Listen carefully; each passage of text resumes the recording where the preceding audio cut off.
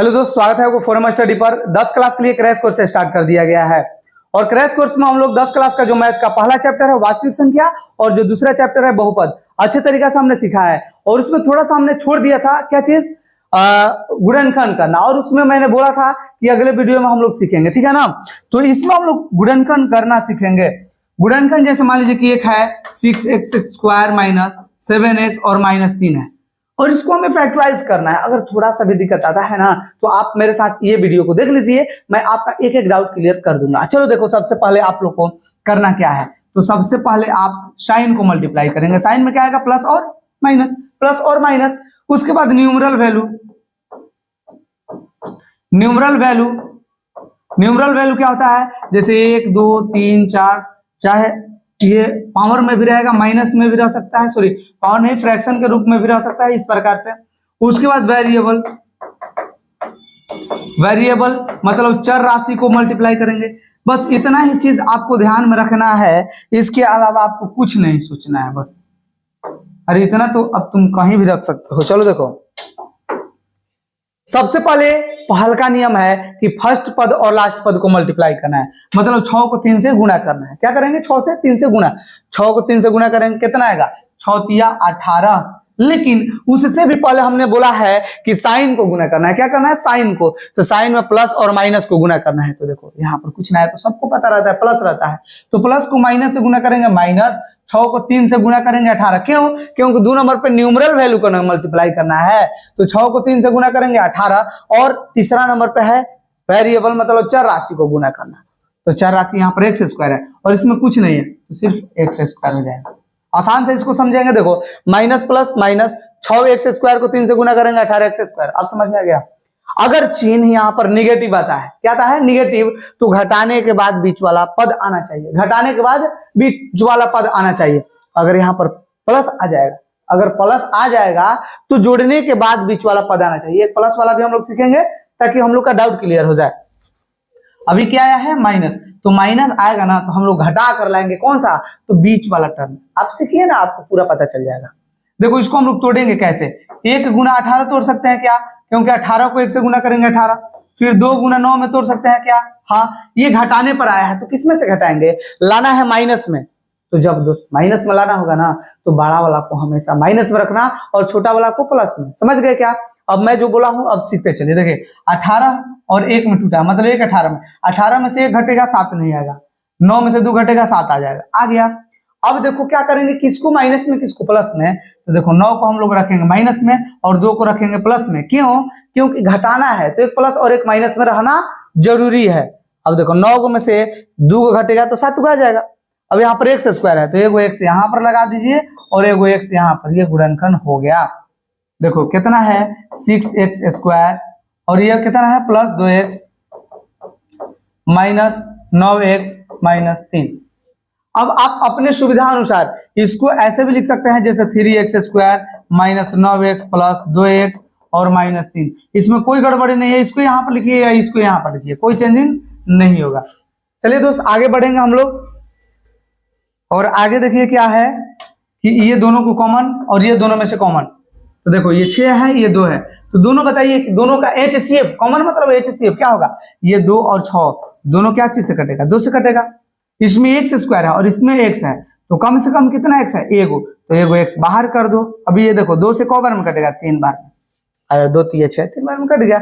यहाँ देखो क्या है x और x² है, तो 2 x² मतलब क्या, 2 x है और एगो x निकल गया, तो एगो x बचेगा प्लस 2x था 2x निकल गया, कुछ नहीं बचा तो 1 बचा। समझ गए। अब ये माइनस रहेगा तो माइनस लिख देना है, 9 है और ये 3 है, दोनों बताइए क्या चीज से कटेगा, या दोनों का HCF क्या होगा था 3, क्योंकि 3 से ये भी कटेगा 3 से ये भी कटेगा। अब देखो अब ये 3 से क बार में कटेगा, 3 बार में, और ये x तो हम लोग कॉमन नहीं निकाले, क्यों, क्योंकि यहाँ पर x नहीं था तो ये x बच जाएगा। फिर माइनस को माइनस से मल्टीप्लाई करेंगे प्लस, और 3 को ये 3 से कटाएंगे, क बार में कटेगा, 1 बार में। ये आप समझ नहीं समझे हैं, एक और मैं बताऊंगा उसके बाद पूरा क्लियर हो जाएगा। देखो अब ये देखो ये एक पद हो गया और ये एक पद हो गया, क्यों, क्योंकि बीच में ये प्लस माइनस एक ही बार आया है, तो जब एक आएगा तो ये 2 पद बनेगा, जब 2 बार आएगा तो 3 पद बनेगा। अब ये पद और ये पद दोनों में देखिए कॉमन क्या है, तो 3x + 1 और इसमें भी 3x + 1, तो 3x + 1 हम लोग कॉमन निकाल लेंगे, क्या बचेगा 2x और -3 बचेगा। अगर हमें शून्यक ज्ञात करना हो, क्या ज्ञात करना हो, शून्यक, तो देखो ये 3x + 1 = 0 रख देते हैं। 3x + 1 = 0 और दूसरा क्या है 2x - 3 बराबर में 0। शून्य ज्ञात करना है तो 3x = क्या हो जाएगा 0 है, तो देखो प्लस में तो इधर आएगा तो क्या हो जाएगा -1 और x = क्या हो जाएगा -1, 3 गुना में है तो भागा में। ये x का जो मान आया है इसी को हम लोग शून्यक बोलेंगे। क्यों? क्योंकि x का मान जब हम इसमें रख देंगे ना तो इसका मान शून्य हो जाएगा। शून्य मतलब 0। अब देखो यहाँ x का मान ज्ञात करना है तो 2x = -3 है, इधर आएगा तो +3 और x = 3 और 2 गुना में है तो 2 भागा में। अतः शून्यक जो होगा, अतः शून्यक बताइए क्या हो जाएगा, अल्फा। और शून्यक को हम अल्फा बीटा से दर्शाएंगे। क्यों? क्योंकि ये द्विघात बहुपद है। पिछले वाले क्लास में हम लोग पढ़े हैं कि शून्यक को जब द्विघात बहुपद रहेगा तो उसमें एक को अल्फा रखेंगे और अल्फा का मान -1/3 रहेगा और एक को हम लोग बीटा रखेंगे और इसका मान 3/2 है। यहाँ क्या है 3/2 और इस प्रकार से ये हो जाएगा आंसर। तो ये आपको अच्छे तरीके से समझ में आ गया होगा। एक और हम लोग उदाहरण लाएंगे, जैसे रखते हैं 4x², 4 × 5 = 20, यहां पर रख दीजिए +12x। देखो सबसे पहले हमने क्या सिखाया है, देखो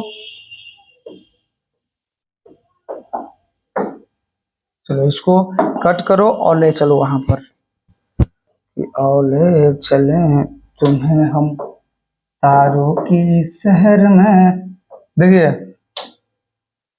सबसे पहले साइन को गुना करना है तो यहाँ पर साइन प्लस, यहाँ पर कुछ नहीं तो प्लस, प्लस को प्लस से प्लस, 5 को 4 से गुना करेंगे 20, क्योंकि अब 2 नंबर पे न्यूमरल, x² है इसमें कुछ नहीं है तो x² हो जाएगा।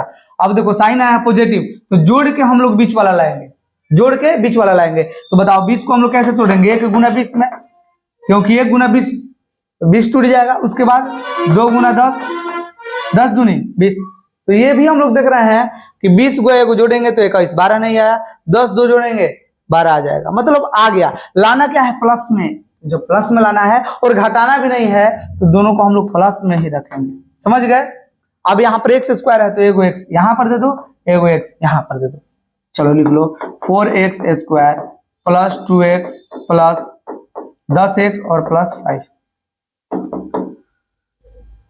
चलिए अब हम लोग क्या करेंगे, कॉमन निकालेंगे। देखो 4x² और 2x ये दोनों में और 10x + 5 में कॉमन निकालेंगे। तो देखो 2 है 4 है तो 2 कॉमन हो जाएगा। और क्या कॉमन हो जाएगा, x² है इसमें x है तो x कॉमन निकालो, 2 से ये कटाओ, 2 दूनी के 4, 2 बार में कटेगा। देखो 2 दूनी 4, 2 का x था, 1 x निकल गया, 1 x बच जाएगा। प्लस है तो देखो प्लस प्लस प्लस हो जाएगा, 2x था 2x निकल गया, क्या बचा 1, प्लस है तो प्लस, 10x है और यहाँ पर 5 है तो 5 और 10x में बताइए कॉमन क्या है, तो सिर्फ 5 है। 5 से ये 10 को कटाएंगे 2 बार में कटेगा, x निकला नहीं है, x रह जाएगा बाहर, प्लस 5 से ये 5 को कटाएंगे 1 बार में कट जाएगा। तो अब देखिए ये एक पद हो गया और ये एक पद हो गया, 2 पद। दोनों पद में देखिए 2x + 1 और 2x + 1 दोनों में है तो 2x + 1 हम लोग निकालेंगे कॉमन और ये हो जाएगा 2x, देखिए 2x और +5। इसको दूसरे लैंग्वेज में बोले तो ये दोनों में से कोई एगो आई, दोनों मिला के एगो। अब शून्यक जब ज्ञात करना होगा तो आप शून्यक ज्ञात करके और मुझे कमेंट बॉक्स में बताइएगा कि इसका शून्यक कितना आया। अगले क्लास में हम लोग तीसरा चैप्टर पढ़ेंगे।